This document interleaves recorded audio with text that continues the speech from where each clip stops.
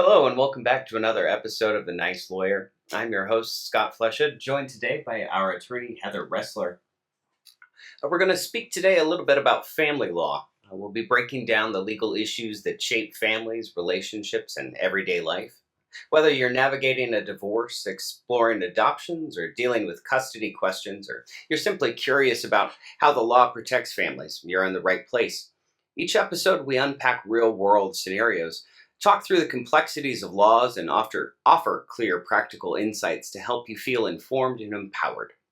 No legal jargon, no confusion, just thoughtful conversations about the issues that matter most. Heather, thank you for joining me today. Like I said, we're going to talk a little bit about family law. I know that you've been practicing as a family law attorney for 15 years now? Pretty close. It's very close. What started your practice or interest in family law? I accidentally fell into it.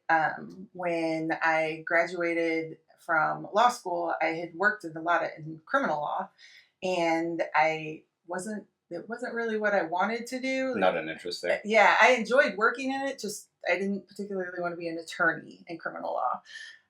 So I passed the bar and just kind of went out on my own. And I was at the age where a lot of my friends were getting divorces and dealing with, paternity, parenting time, custody, some protective orders that were because of relationships. So I started because my friends hired me because they knew me and they trusted me. And I just kind of kept doing it. I liked it. So It was a positive experience there yeah, for you? yeah. You hear there's a lot of jokes about family law and how awful it is. I think it's because in order to do family law, you have to actually like working with people and multiple attitudes and outlooks on life, and you have to be able to make sense of that and use that to get people where they need to be. It's not only communication with your client, but also communication with the opposing side at that point as well. And a lot of times in family law, you might be the only attorney. Somebody hired you, but the other side has not. And so you still have to be able to work with the other half of this relationship that is going wrong. And what's maintaining that relationship look like?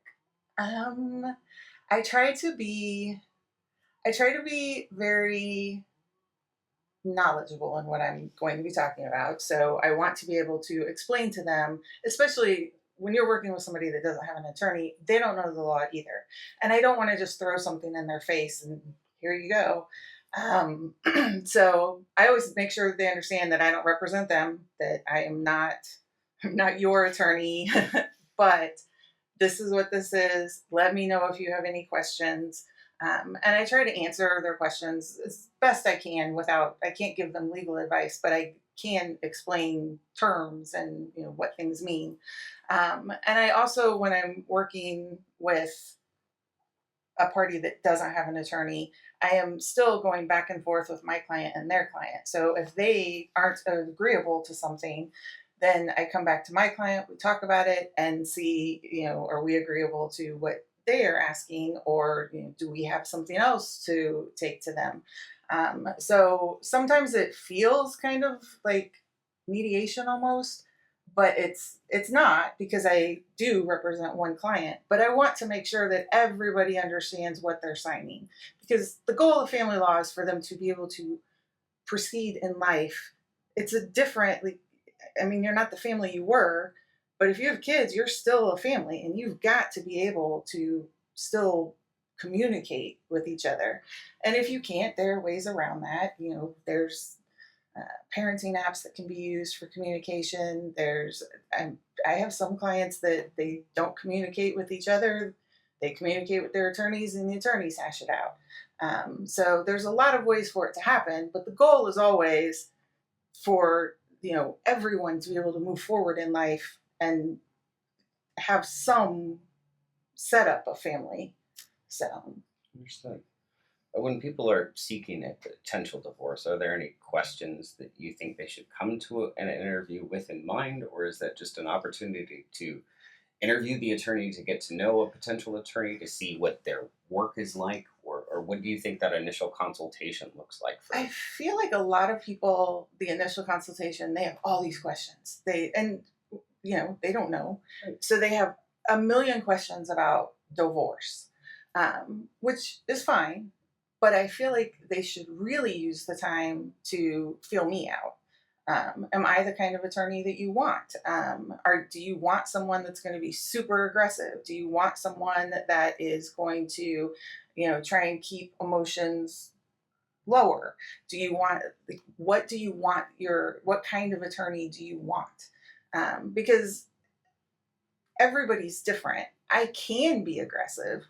It is not my default. It's family law. I don't want you guys to hate each other when you get done. So I like to try and keep emotions, like, let's keep the emotions down. Let's work through this. Let's figure out what's going to work for you guys. Let's consider different options. So I think that the better use of a consultation would be finding out, do I trust this attorney? Will I listen to the advice that they are giving me? Will I be able to take criticism? Criticism is kind of the wrong word, but if I have to tell you, you can't do that, you have to stop doing that, are you going to be able to take that from me? And some silly things, like some people know in their hearts that they want a male attorney or they want a female attorney. Okay, if that's your prerogative, you are hiring this person. So I think that the consultation is better used to determine, is this the kind of attorney that I can work with and that I want working for me? Is there a list of property or assets that somebody should prepare going into a consultation that makes it easier to decipher for an attorney on what breakdown of assets or property divisions would look like potentially? For the consultation, it doesn't need to be highly specific, but you should know, your basic assets, your basic debts. We're going to talk about, do you have kids? How old are they? Things like that. Like, you need to know about it, but you don't necessarily need the specifics in the consultation. So is that initial consultation just a chance for you to discuss the breakdown of the relationship there, or what one would do moving forward? What exactly? The breakdown of the relationship, this is iffy. So Indiana's no fault. I don't need all the details of why it broke down. But what I do need to know is, are you guys still living together? Have you separated? If you have separated, when did you separate? Who's living where? Do you own either or both of the properties that you guys are living in?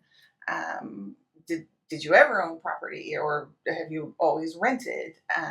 So yeah, I need a little bit of the breakdown, but I run into in family law a lot that people sometimes tend to talk to their attorney like we're their therapist. I don't need all of that. I just need to know the part that is going to affect your divorce. So you can tell me we hate each other and we can't talk to each other. That's good information to know. I know ahead of time that everything's going to be going through me. But as far as, I don't need to know who had affairs unless it affects the money. I don't need to know, the things of the bedroom nature. I don't need to know that unless it is somehow affecting the money but I also try to tell people that. So when we're talking, if they start going down this road of information that I don't need, I will stop them and tell them, I probably don't need this information, and then ask some questions about it to see if there is something in that I do need.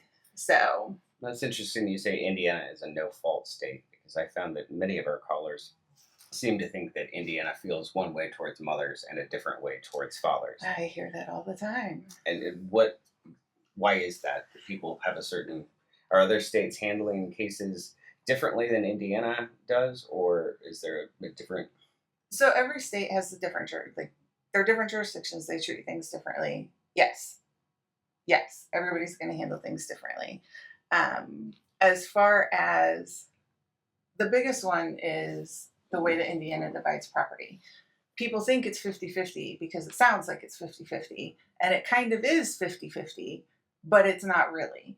It is equitable. So equitable means that it should be fairly equal and fair. So what that means is not necessarily everything is going to be split 50-50 depending on the circumstances. And that's when your divorce attorney like really comes into things. So Indiana puts everything into one pot and says, this is the marital estate. How are we going to split it? And then you presumably start at 50-50. But everybody can make their arguments as to why certain things should not be split evenly. So perhaps someone owned a house before they got married. It's still part of the marital pot, but you may, if you owned it for longer, if you owned it for longer than when you were married, then you may have an argument that, the house shouldn't be fully 50-50. And so then you can play with things. So, 60-40, or the better option is, because again, I think that people do better if they can come to agreements. You can agree to things. And so you can agree to things where maybe somebody says, you know what, that was your house beforehand. I want to make sure that you have that house.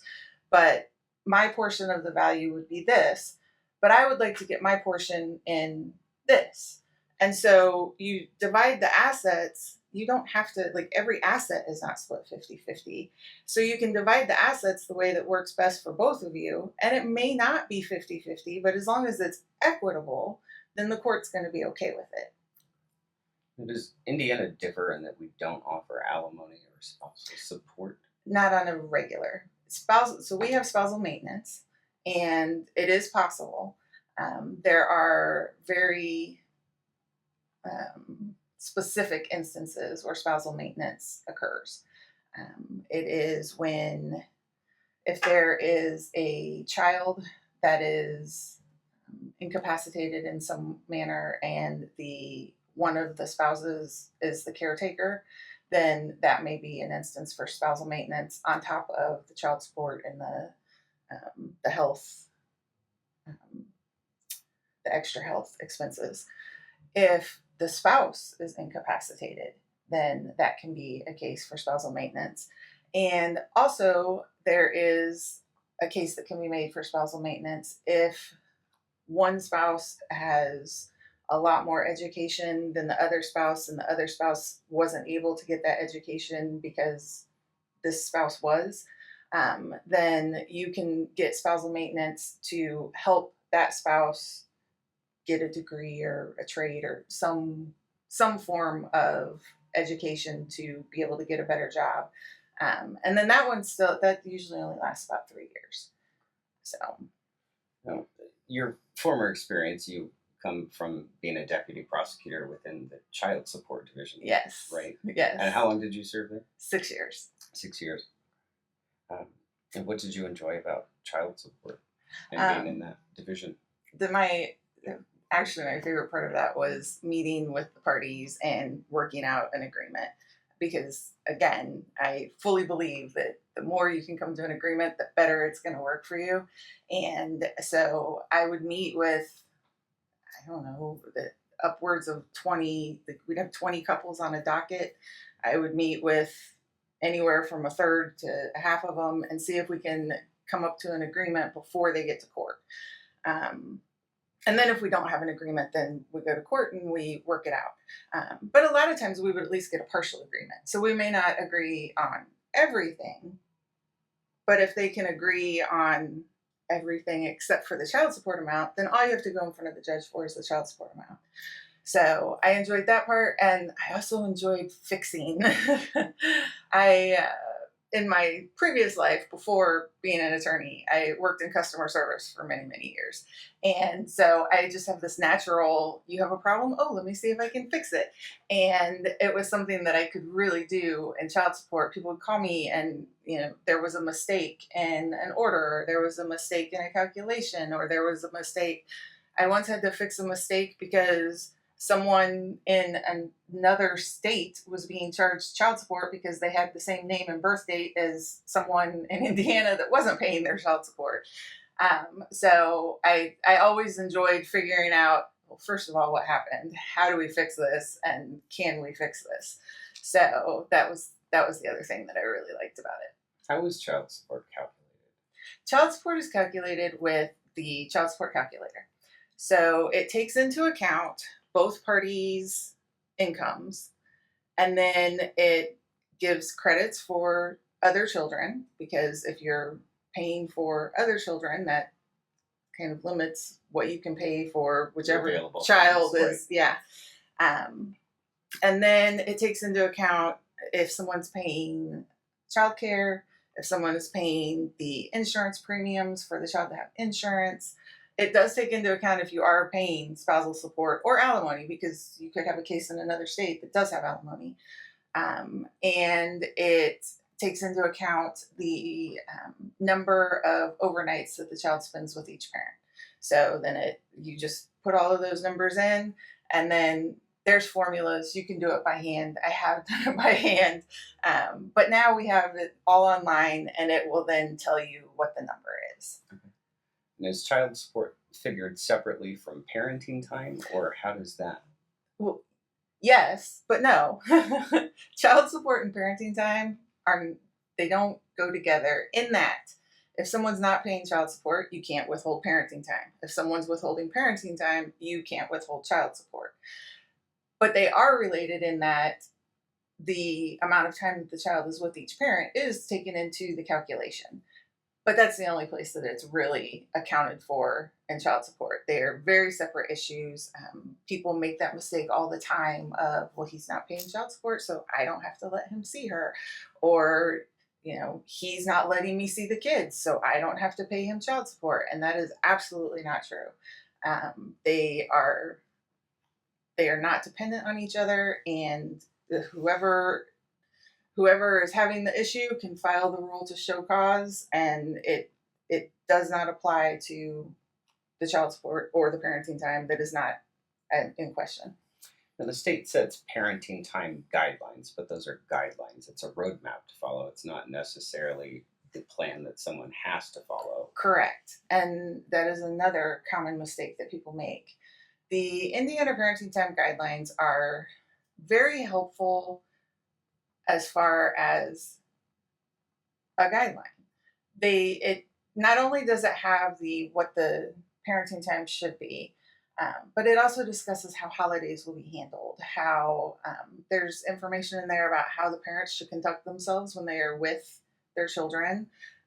They're not talking about their spouse in front of the child. Not talking badly about their spouse, not talking about the court case in front of the kids, not pulling the kids into arguments.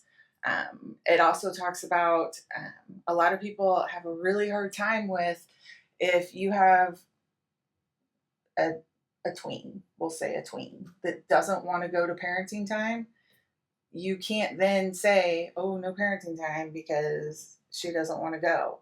And it specifically says that in the guidelines, that is not a reason not to have parenting time. So there are a lot of things in there that do apply, kind of no matter what.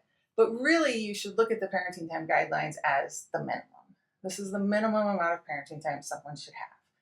And then work it around your lifestyle.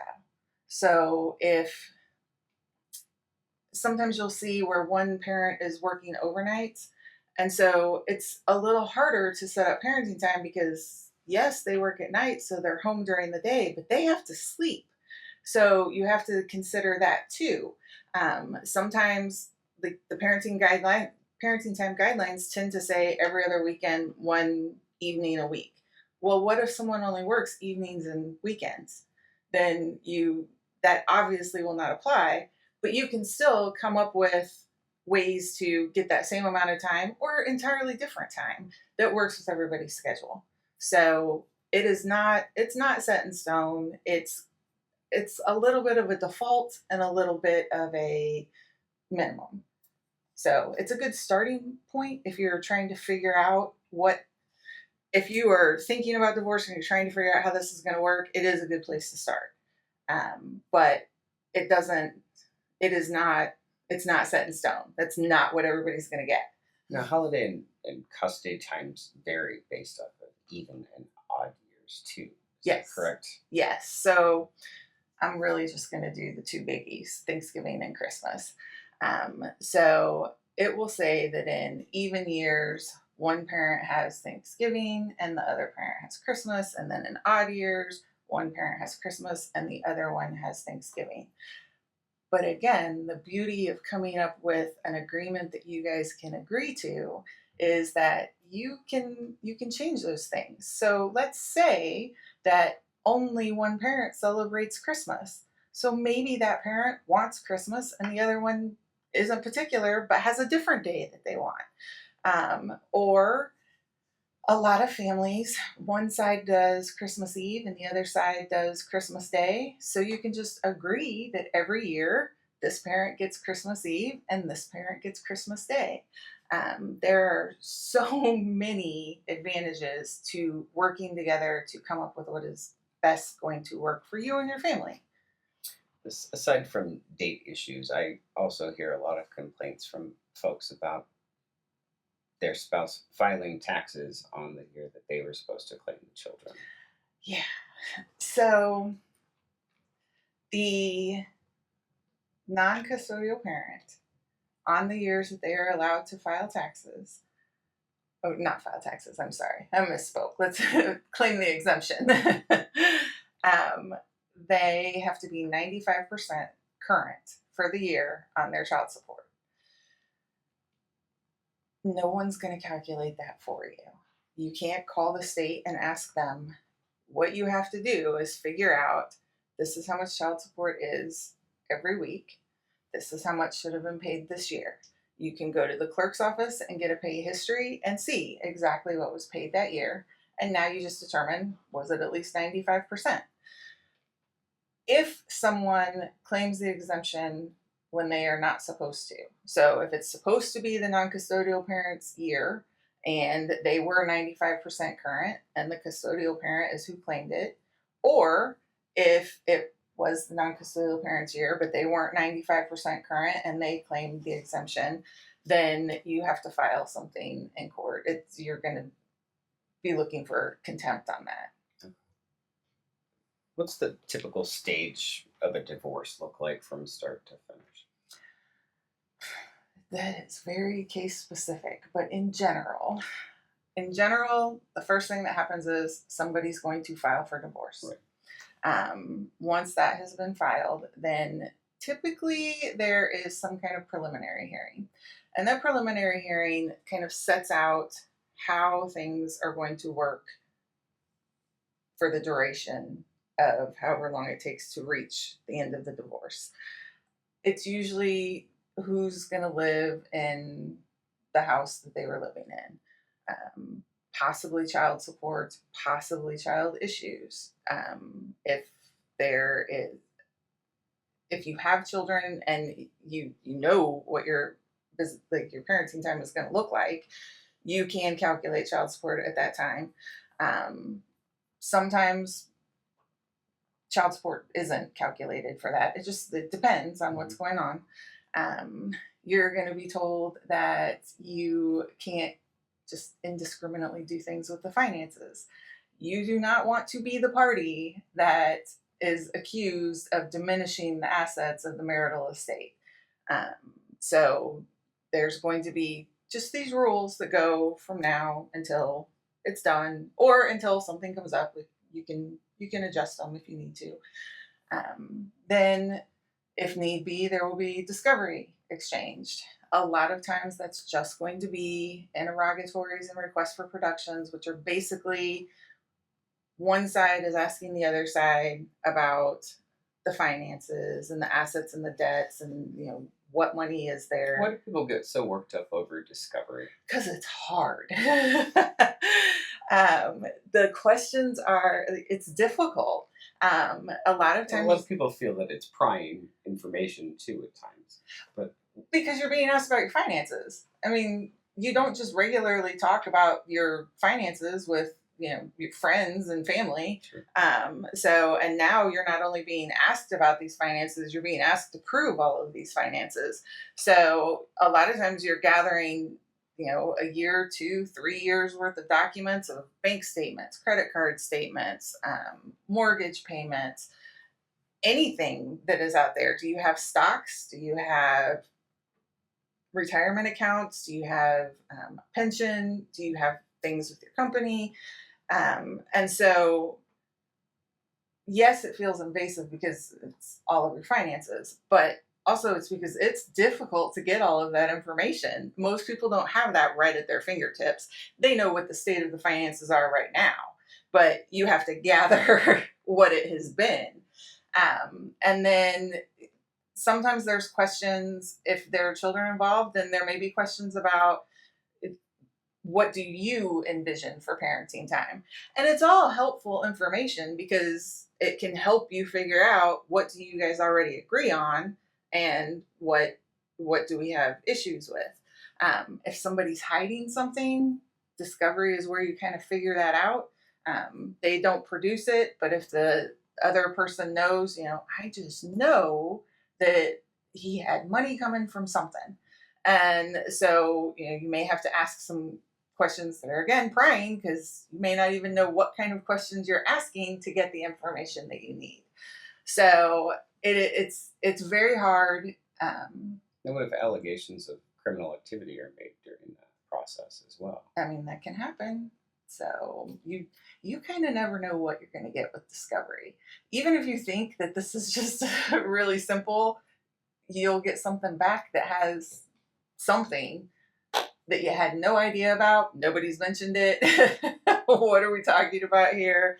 And discovery can go past just the interrogatories and the request for protections. There could be depositions. There could be, you may want to depose someone else that knows something.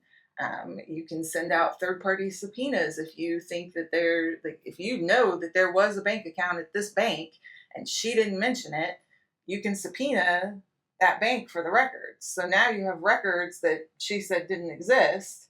So now you've got even more problems, and it just kind of keeps going until you get your way through it.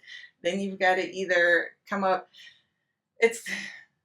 In my experience, it's pretty rare to go into court without any agreements. You probably have agreed to some things, but you're still going into court with something that people have disagreed on, and just everybody's hoping that the judge picks what they want. Understanding divorces are contentious at times. Is there anything that people should avoid commenting on publicly or posting on social media? I would not post on social media at all. Anything that has to do with anything. It's social media is discoverable. If you say something, even if you think it's funny, if it reads not as a joke and as criticism, you can get yourself into a lot of trouble with what you are saying on social media. You don't want to go out and say, oh, I was in an abusive relationship. If there's no proof of that, you may have just got yourself into some more hot water. You don't want to say he's not disclosing all of his finances because he forgot to mention all the marijuana that he sells. Don't put that out there. If you're wrong, now you're in trouble because you put this out there. And if you're right, it probably was better dealt with your attorneys anyway. So yeah, social media should be avoided. Really, social media should be avoided for any kind of court litigation, anything. Just don't do it. Everybody doesn't need to know your business anyway. You don't know who's going to see it. You don't know who's going to pass it to someone else. It's a Pandora's box that you really need to not open. And you should also just conduct yourself well. You guys are going to have mutual friends. You're going to have, you each have families, but depending on how long this relationship has lasted, you might be close to each other's families. Just because you guys don't stay together doesn't mean that you have to ruin all of those relationships, especially if you have kids and they are going to have relationships with these people. So you should just always conduct yourself in a very, I don't even know the word I'm looking for, reserved manner. Don't try and put all of your business out there. What's a realistic timeline look like for a divorce proceeding? Is there any sort of waiting period involved? There's a 60-day waiting period. I have done divorces that are done on that 60-day. It is completely possible. Is that uncontested? Yes. Okay. It requires, and it may not have started out uncontested, but it does require people to work together to come to an agreement. And if they do, at the end of that 60 days, you can file it and it's done.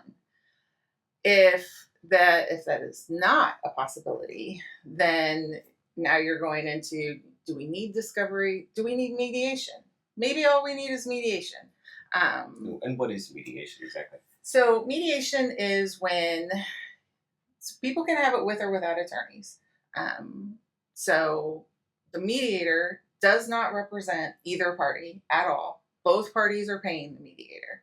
There's not an attorney-client. A neutral referee, essentially? Yes, okay. There's not an attorney-client position at all. So even if your mediator is an attorney, because some mediators are attorneys, some are social workers. So even if they're an attorney, you do not have an attorney-client relationship with them. They are neutral. They are going to hear what everyone has to say. They are going to listen for what people are really saying. So, for instance, if someone they are just adamant on this one thing, it has to be this one thing, and it sounds like it doesn't make any sense. You don't know why this is the sticking point. A good mediator is going to be able to figure out, is it this thing or is there something behind it? Because maybe there is a way to make this work for both of you, but we got to figure out what we're making work. So if you have attorneys, you can go to mediation. If you don't have attorneys, you can go to mediation. If only one of you has an attorney, you can go to mediation. I am a huge fan of it. I think it does help parties work together because, again, if you come up with an agreement that works for you, you're probably going to follow it. So, but yeah, so you could have mediation. If mediation is successful, then, you're pretty much done now.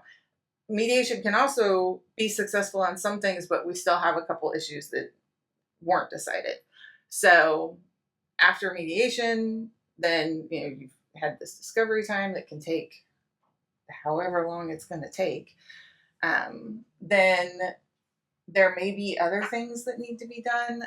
Maybe you need to maybe nobody knows what the house is worth. Maybe you've owned it for 30 years. It has no mortgage. We're just guessing that this is what it's worth. And if you disagree on that, then you might want to get it appraised. If you both agree, you don't necessarily have to get it appraised. Same things for businesses. You may have to do a business evaluation. You may not. Like, everybody may have a handle on things because business valuations are extremely expensive.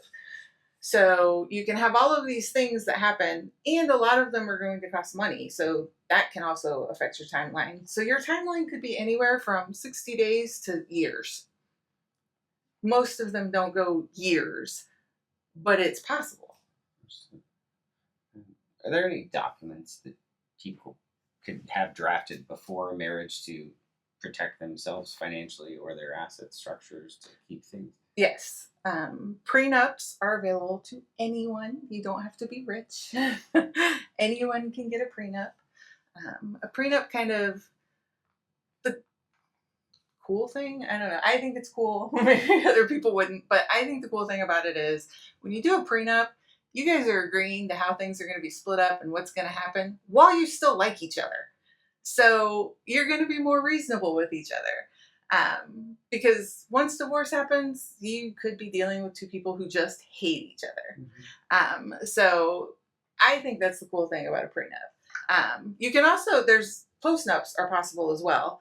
A lot of times those are done because something has happened in the marriage that has kind of changed things. So maybe someone's starting a business and they want to make sure that, you know, the business is, you know, treated in some manner, or, you know, someone has inherited a large sum of money from their dear favorite aunt who, you know, really wanted only them to have it. And so, you know, you can do a postnup too as things happen. But prenups are not it's not the movies. It's not just the rich people that get them. It really is, you iron out everything beforehand. And should you get divorced, it will make your divorce easier on both of you because you've already discussed how you want things to happen. You already have things in place because you can do, like, your estate planning can be based on what you agree to in the prenup. But I say that to say that a prenup needs to be something that the parties have mutually agreed is a good idea. A prenup is not going to hold up if someone was coerced into it, and you have to think about what could be considered coercion. If we're getting married and I hand you a prenup the night before, like, what do you do? Well, I don't want to sign it, but I don't want to call off the marriage. And you also don't want to just spring it on someone. Like, hey, I think we should get a prenup. Like, talk about it. Is this about, like, it can make both of your lives easier, and that should be the reason that you are doing it, not to try and say from the get-go that, you know, what's mine is mine and what's yours and yours, and it doesn't matter, because that's just the way it's going to be. Like, use it for what it's meant for. It's to protect both of you so that when you get divorced, it is an easier process. You don't have to fight about everything. You've already agreed to what's going to happen. I guess it's a good way to look at it. Yeah. And everything's already outlined there. This is where the assets go. This is where the property goes. And again, you liked each other, so you're not fighting just to fight, because sometimes that's what divorce does to people. They are fighting just to fight because they are so angry and hurt, and there is a mess of just awful emotions around divorce, and that affects how people act. So, as it affects how people act, how do you advise clients to protect themselves during the situation? The advice that I don't give clients that I would love to give clients is get a therapist. As soon as you are starting to think about divorce, get a therapist. Have someone to talk about those big emotions with, because you can talk to me about it, but honestly, I'm a lot more expensive than your therapist is going to be, and your therapist is going to be far better at handling your situation. So, like, I really, really think so many people would benefit from at least try therapy and see if it helps you manage it. I mean, divorce is big emotions. Right. And when those emotions are high, is there anything that you can do to help a client negotiate those big feelings? Yes, so I will.